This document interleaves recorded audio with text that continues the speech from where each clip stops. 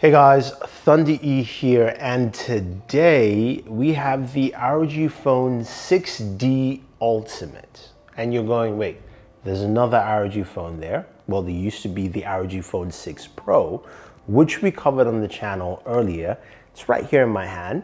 But the 6D Ultimate is a slightly different and similar device because it comes with a Mediatek Dimensity 9000 Plus processor. This is first time we've had a Mediatek processor in a high-end gaming device like this. So I wanted to see how it actually stacks up against, of course, the Qualcomm version. So this is sort of kind of like a Qualcomm versus Mediatek video, but not really in a sense.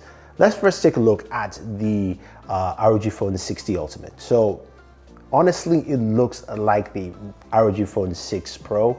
In design, it is very similar. If you look at the back of the devices, mine of course is, the 6D has this gray look to it, while of course the 6 Pro is white. You do have an LED display at the back for both devices. Camera modules are the same. There is no top LED there that says come to play on the 6D. That's just been taken out. And then in terms of ports, you do have 2 ports on the device, 2 USB Type-Cs, one on the bottom and one on the side of the device, and of course a headphone jack. Which again points to the fact that they have used the same chassis across the board. But we want to look at, of course, how this device actually handles. Now, display of course is 6.78 inches. As you'd expect, both of them go to 165 Hertz. So you've got those display specs down. Let's talk about the brass tacks. Let's look at the processors here. So when we go ahead and open up Geekbenchmark for both of them, and we first check out the CPU scores. Here you see that the Mediatek device, the Dimensity 9000 Plus on the left here, clearly beats out what we have from the Snapdragon 8 Plus Gen 1. It beats it out on CPU scores, and then we move over to compute scores. This is where we see a huge difference, almost a 2,000 points difference. So does that mean that Mediatek is clearly better? Not necessarily. It means it does run higher scores here, which is good to see. So what we're gonna do is we're just gonna show you some gameplay and show you clips from both devices, and you see the benchmarks and how they perform in each game. Of course, that will be Call of Duty Mobile, Genshin Impact, Apex Legends Mobiles, and PUBG Mobile. And then we'll move on from there.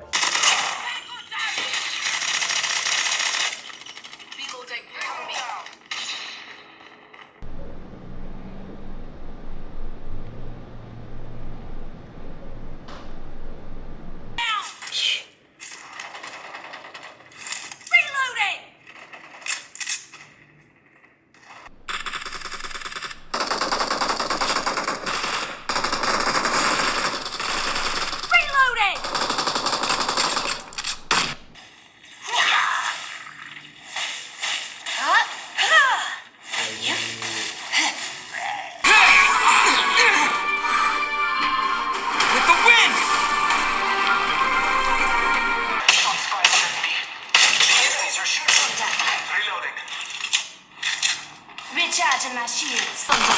Shooting.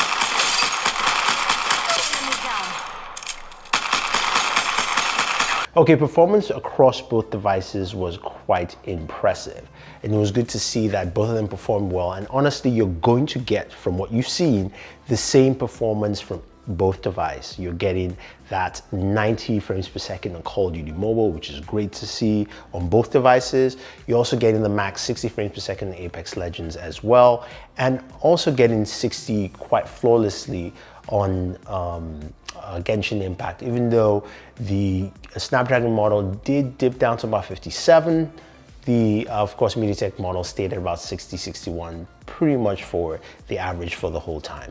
Now, the one thing to note is when you look at the console information for both devices here, the CPU while you're running it idle, the CPU and GPU for the Mediatek version does run a little hotter at 96 degrees, while of course the Snapdragon version is 91 and about 91 also respectively, slightly.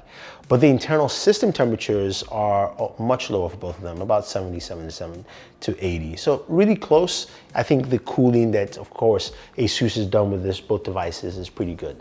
Now, What does this mean for performance and what does it mean for pricing? I honestly don't have pricing right now because I wasn't given pricing on this device, but it means that MediaTek has a processor that can compete with the highest levels that Qualcomm has to offer, which is good to see. More competition, which means next versions we're going to see are going to be much better, more effective, and also have just better performance overall. You also heard the speakers from both of them. They sounded really good. So I think Asus has not compromised by using two different processors.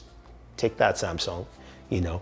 But here you have a device that has two different processors giving us the same set of results, which I definitely like to see. So let me know, which would you actually pick up? Would you pick up the MediaTek version? Would you pick up the Snapdragon version, especially looking at the performance there? Even though the MediaTek has higher benchmark scores from Geekbench, let me know. Also go ahead and check out our other videos on the iPhone 14 Pro Max gaming. I know I don't have benchmarks on that, but I will be comparing that device with both of these because, of course, those are the three top chipsets on the market. So stay tuned and always enjoy entertainment.